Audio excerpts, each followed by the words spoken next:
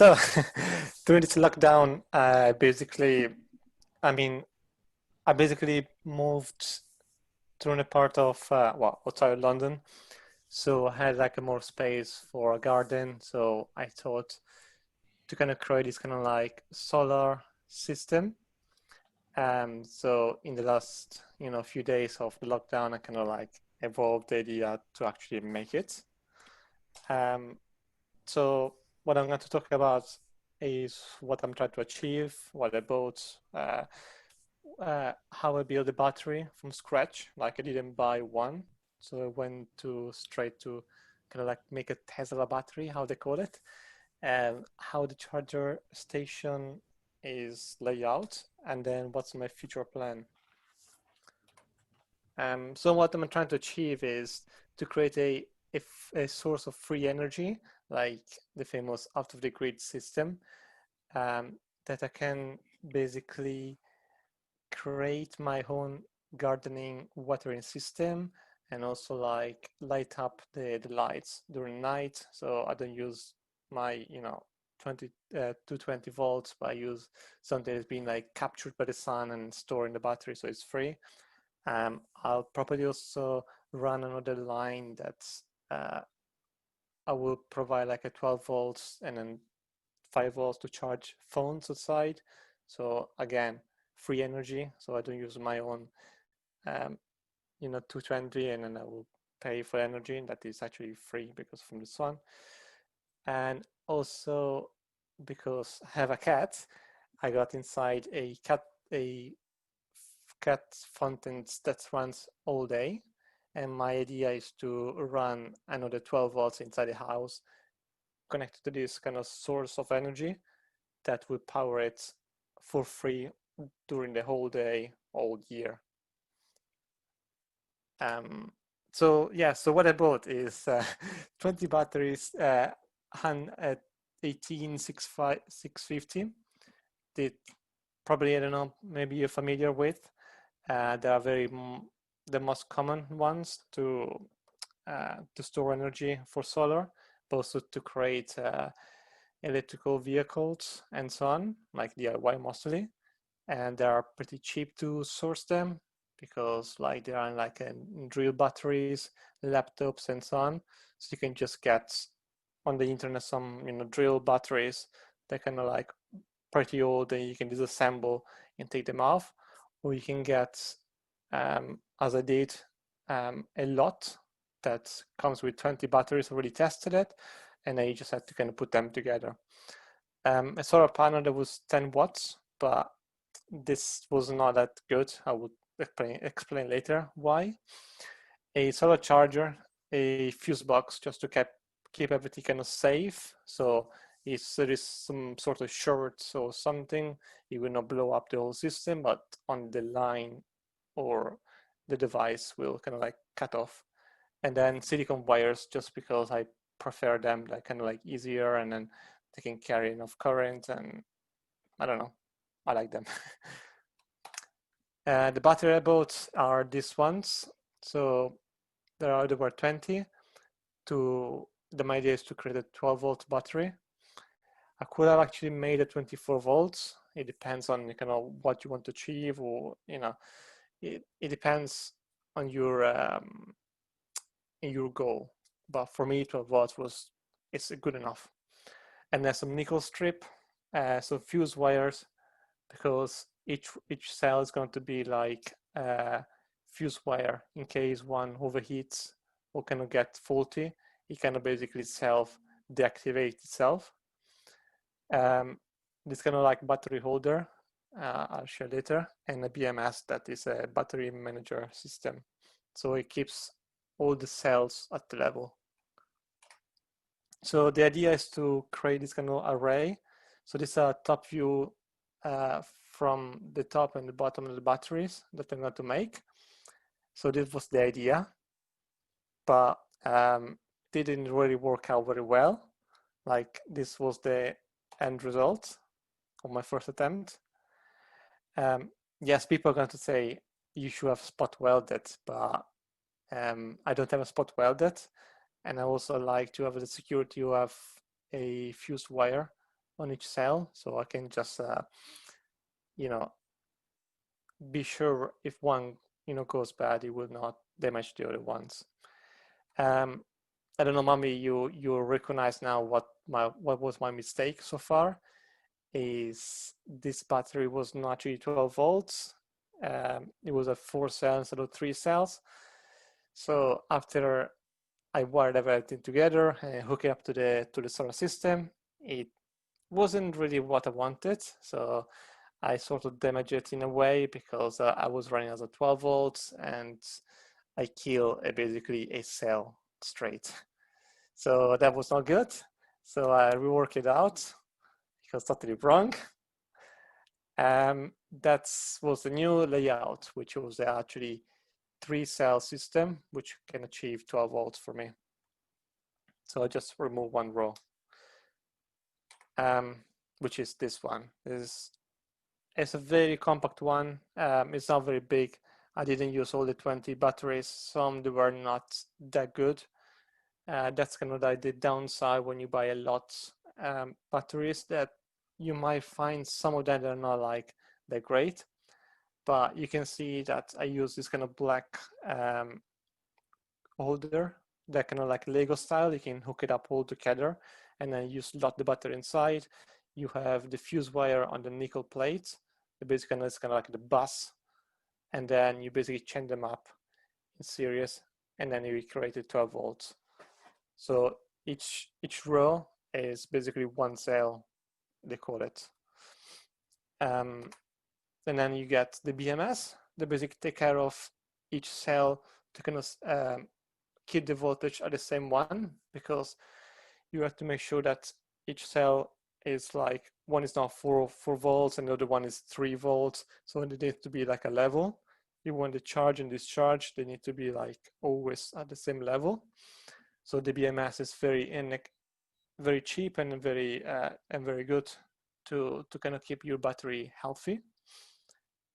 And then once I finished the battery, I had the time to create a solar system, which you can see, like, I need a solar panel, a solar charger, and the battery. That the solar charger will basically do all the kind of like heavy calculation and so on to kind of take how much ampere and then fill up the battery. So this was the 10 watts solar panel, which it was about 20 pounds more or less. I got it from eBay. It wasn't what I expected. So in the end, I will explain what I'm going to do. But it worked. I mean, it's outside for over like 1 week, and it fully charged my battery. It's totally fine. It charged very slow, about 0.2 ampere per hour in a sunny day. So it's not that great, but it's okay. It's okay as a proof of concept. I got this solar charger from AliExpress. It's actually a pretty decent brand, this one. It's very widely used in DIY solar system. This was the kind of like basic model. There are like more advanced one. I have another one, which I use in another project that was from Victron. That's one of the kind of like golden system. If you really want to go with a kind of like a very good system, I would suggest to go with Victron. Also because they got a Bluetooth connection and you can see a bit more information and you can set the device a bit better. And a fuse box, which was very handy because you can basically have an intake and then split in 6 ways, and then you can define each way how much amperage it's going to use max, and you can use the right fuse. And also the good thing about this fuse box, if you pull the fuse and your device is trying to take the energy, the board is going to tell you that this the fuse is broken or it's missing, with a LED on the middle. So in case if you want one, I find it pretty handy. And it's kind of like my solar charger station. I know it's not like an amazing setup, but it works. I use XT60 connectors for power connectors between like batteries and so on, because they're just like what I use for my drone, and they're very handy, and they can take up to 60 ampere, but my system will not really work over that. And it's kind of like a vision of what it looks like, the charger. So it will tells you how much voltage is taking from the solar, and then how much ampere is trying to send inside the battery. It also tells you the battery voltage. You can also use the load intake. I mean screw terminals, but I didn't actually use them because they don't suggest to run a heavy load through the load screw terminal, only if you have like a very small, lights or a fan or something like that, very small, load requirement. And also there's a possibility of adding a temperature sensor, so it automatically shut down if the battery kind of overheats. But that's also the BMS can actually help you with it, with this kind of protection. And the handy stuff maybe is there is a USB output on this one, which is if you want to connect maybe a Raspberry Pi, you just plug it in, that's it. And this kind of was my fuse connection. Don't care about the left one without the crimp. I was just testing, but that's it. I also have a separate voltage cell checker. That is a extra one because I didn't want to use a multimeter each time, so I have this one for my drone for the battery, so it's kind of handy. It's just plug it in the balance port on the side, and it tells us straight away each one cells how they are. Also, you can balance it, like you can give an extra boost to the BMS if you starting but they're not fully balanced, or maybe if the BMS is not doing the right job.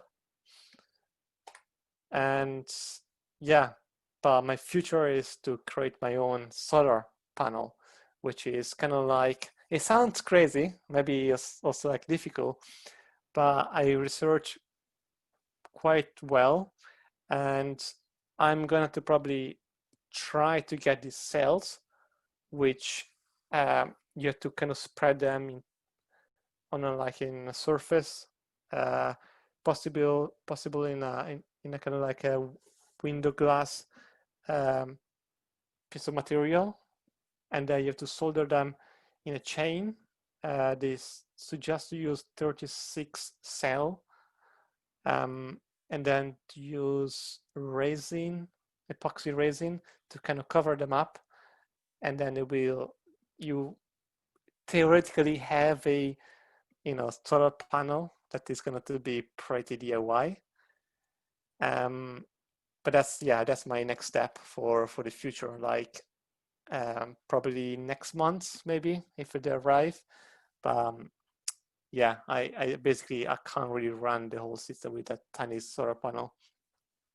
But also my other future thing is going to develop a totally gardening system with LoRa and Raspberry Pi, which is going to sense the soil and then automatically turn on the pump and feed basically the gardening bed where I got my vegetables until the soil is kind of wet, also like the flowers and so on, and integrate everything with a Raspberry Pi server where I can use a LoRa communications to send data and tell me like how's the the gardening situations and so on. But yeah, that's basically it.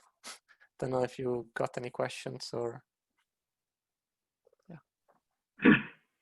Yeah, it's very interesting. So one thing I was wondering is if you set up a servo system to sort of follow the sun, how much difference that makes? Did you run across any information on that? Not much, because my kind of like position of the house is pretty spot on to the whole day sun. Like on the roof, it gets most of the sun, and then after like 5 p.m., the house basically cuts off the lights directly on the garden. So there is no really way to track the sun, because there is an obstacle like my house. So it's a bit hard to kind of like get over that. The only way is to kind of put the solar panel on top of my house. Axel here from Netherlands.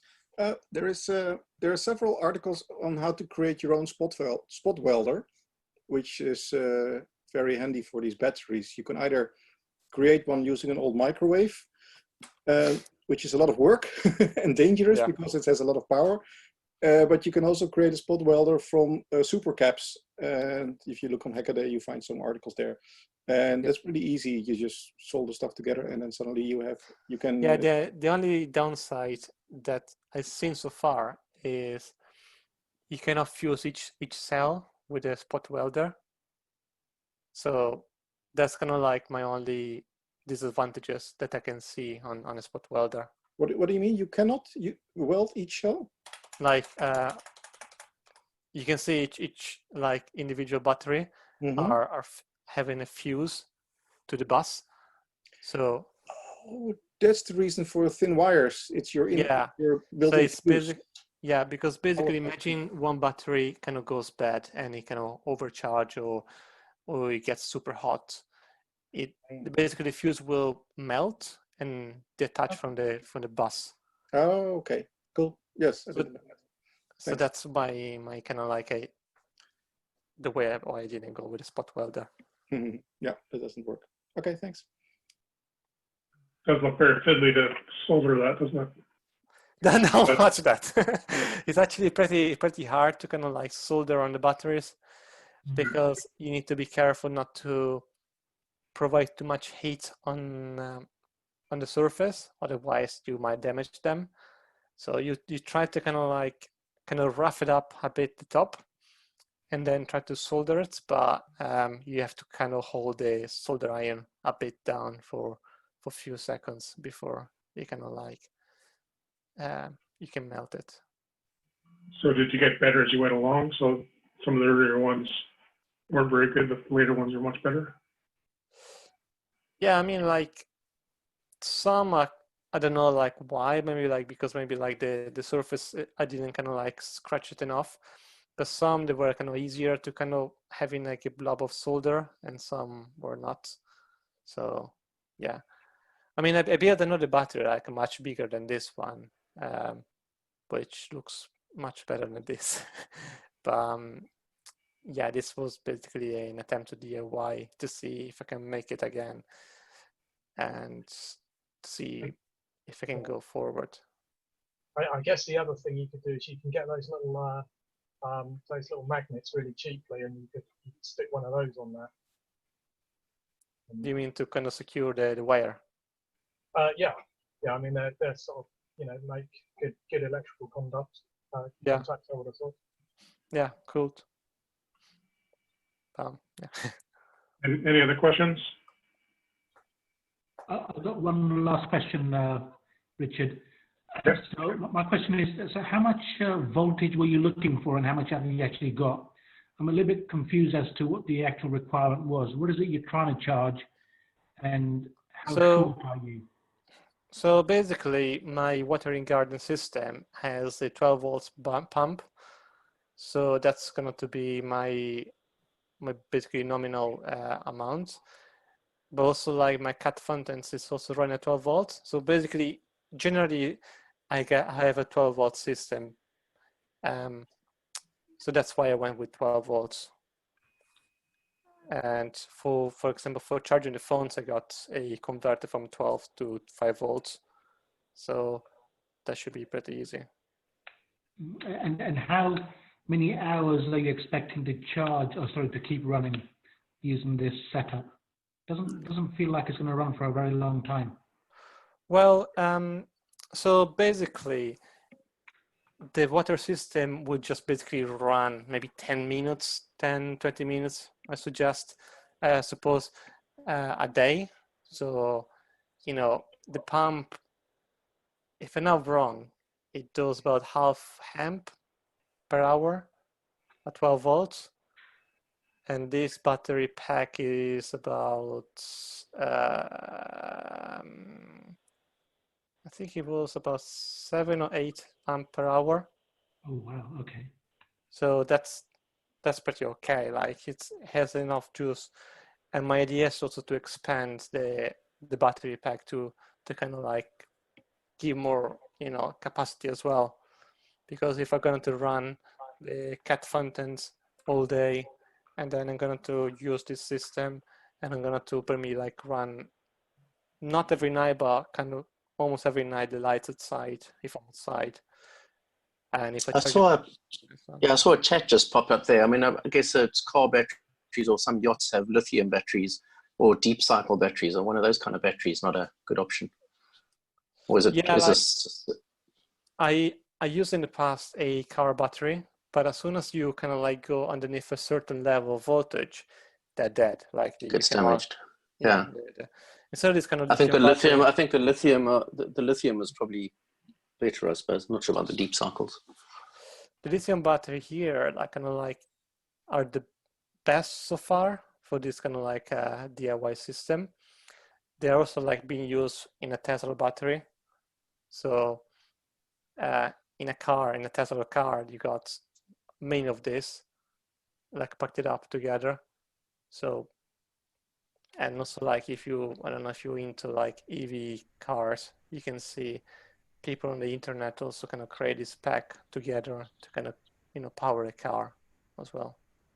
You say you're into drones. I suppose lipos are just a bit too volatile to. Yeah, like they tend to expand as soon as you kind of like hammer them. I'm into model planes, and I've had a few kind of virtually explode, so they are a bit. Yeah. You wouldn't want that catching fire in your garage, of course, on a wood surface or anything. Yeah, like this one basically much safer in a way.